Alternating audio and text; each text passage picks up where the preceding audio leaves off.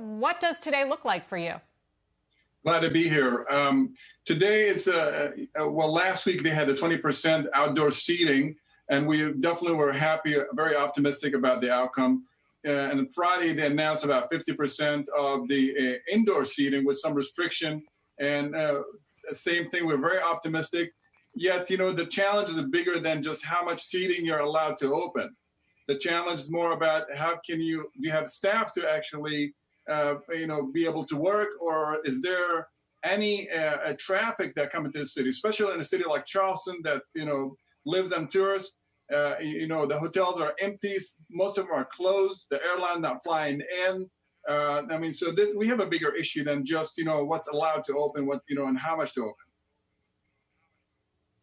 So are you actually opening the restaurants for indoor seating today? And if yes, so, how much capacity, and how can you really space that out? Well, Sarah, this last week gave us,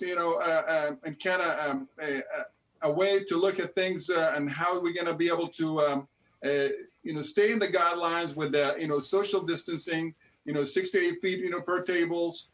So luckily we had a great Mother Day. It was very inspiring. I made sure to stop by the stores and see there are people, definitely coming out. The locals are coming out. Yet in the downtown Charleston market, when there's no traffic, no tourists, it definitely did not have that experience that we had in the suburbs restaurant. Now, for today and tomorrow, of course, we're contacting more employees to come on board. The challenge remains, why would they come back on board if they could make more not working than if they are working? But yes, to answer your question, we're definitely optimistic about the fact that we are, open. Hey, Sam, when you think about day part, right, I'm thinking about dinner time, where really the variable you want to leverage is time spent at the table. You want the party to hang out, get a cocktail before dinner, get that extra bottle of wine after dinner. How much of dinner is a challenge versus, say, breakfast or lunch? Well, luckily, it's been, and I'm speaking because the majority of our concept are breakfast, lunch, and dinner. We've seen definitely a more of a breakfast than actually dinner outing. It seemed like our dinner service, was still sending more to goes than an actual indoor dining. Sam, I can only imagine how difficult it might be to figure out what your sales and profits conceivably will be in the coming months. But are you trying? What's the number in terms of occupancy you need to be able to actually be profitable? Well, you go from a 100%, occupancy to 20% last week to 50%. In this industry, restaurant, hospitality, hotels, you cannot survive in 20% occupancy or 50% occupancy. Yet we're doing our best to make sure that our guests are safe, our employees are safe.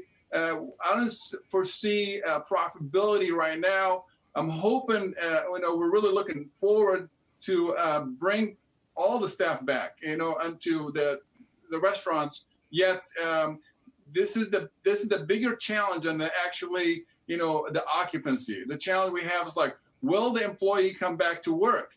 Why will they come back to work if they can make more out of work?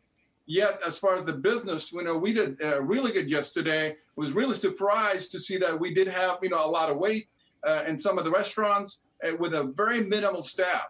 So maybe after this week, we'll be able to tell exactly what's the long-term effect of this epidemic and how we're going to proceed forward with it.